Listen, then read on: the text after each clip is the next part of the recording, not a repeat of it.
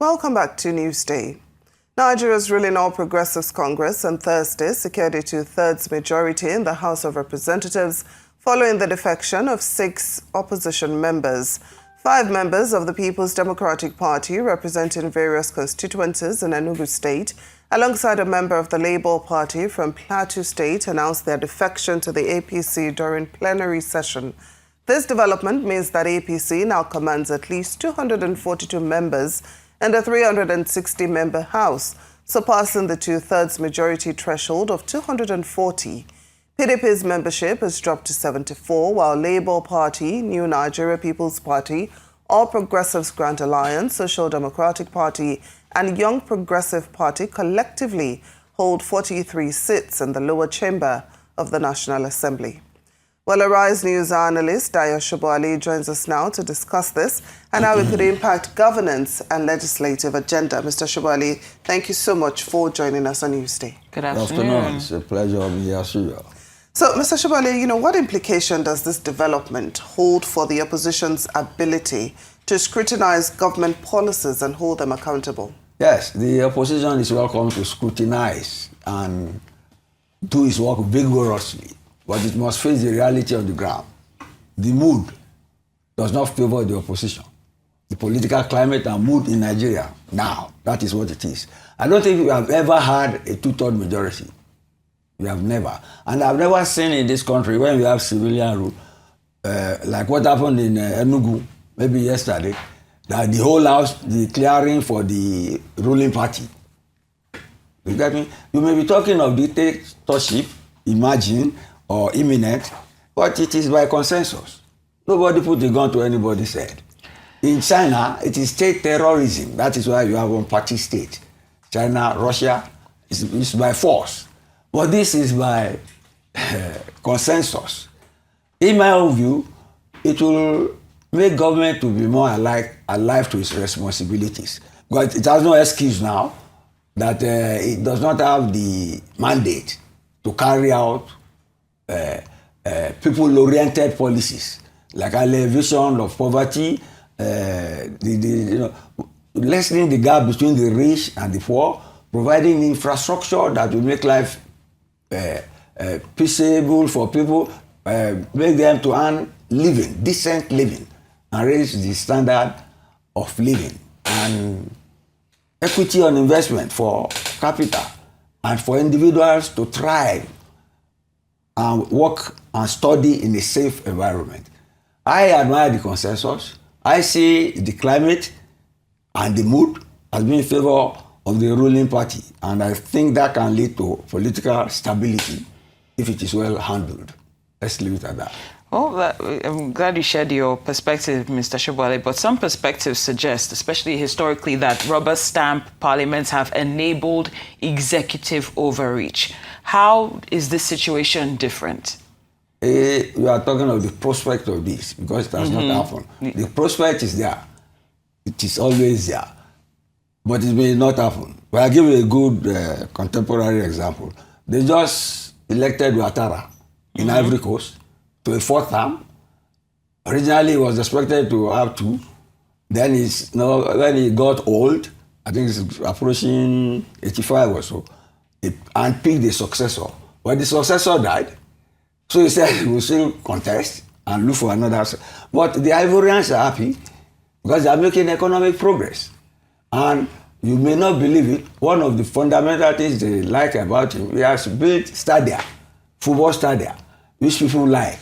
And the last African Cup of Nations was played there, and they won. So that these are people-oriented things that make people happy, in spite of dictatorship or democracy. Democracy does not exist in a vacuum or on its own. It must bring food to the table of people, and people must have security of life and life made more abundant for them in terms of quality. If democratic consensus can bring that about, I'm not bothered much about opposition. I say that boldly. I'm not bothered about. What is important is that the government of the day must deliver. And right now, whether you like the APC or not, the mood is swinging towards it. Nobody ever expected that. But Mr. Sobowale, Yes. I appreciate the Ivorian example. Yes, but I'll still give you another example. I know you. I know. I'm sure of that. I'm sure. Okay. But I'm saying, how do we prevent an overreach, because it doesn't always translate to good outcomes? Wait, it's not always. I know I don't buy that. You say it doesn't always translate. It doesn't always. An overreach of the executive does not always translate to positive outcomes. When it is prolonged that you have excesses. But let us have consensus on economic development. If you have consensus on it, then government can do its work democratically. If the law does not say there should not be 2/3 majority in the House. The law wants consensus so that on broad issues like constitutional amendment and very important issues, you should carry people along. And this government is not even on the threshold, it has achieved it. Do you get me? It has it in the Senate. You are praying that it will not be dictatorial. Yes, I agree with that. But if it makes the quality of life better for Nigerians, it can be there in perpetuity. I'm telling you, Ouattara has fought now. Paul Biya, our neighbor here in Cameroon, I don't think, even the whole election, has 99.5% of the vote cast. Those are dictators. But the people are somewhat better off economically in the system. So it's not democracy for the sake of democracy or for the sake of dissent, just for dissent's sake.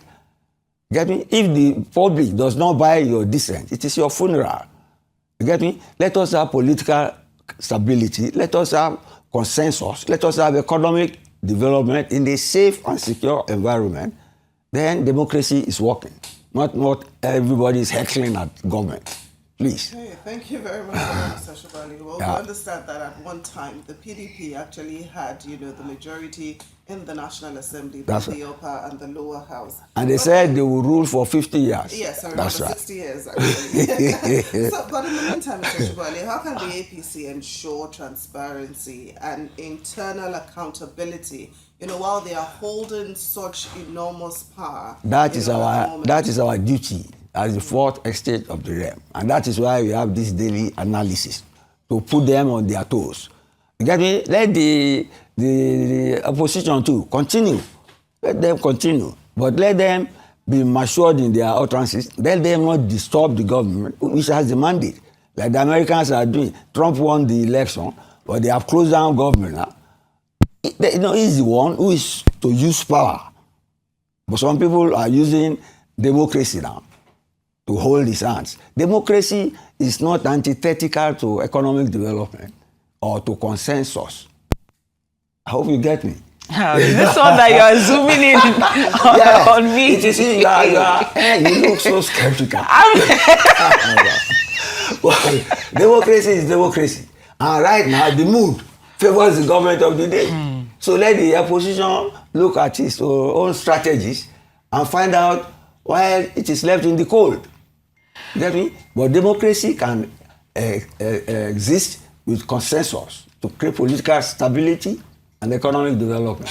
Well, some might say that we might be watching the demise of effective opposition, but we'd like to thank you for your insightful analysis as always. The rising analyst, Mr. Dayo, many thanks for joining us. Thank you Thank you very much.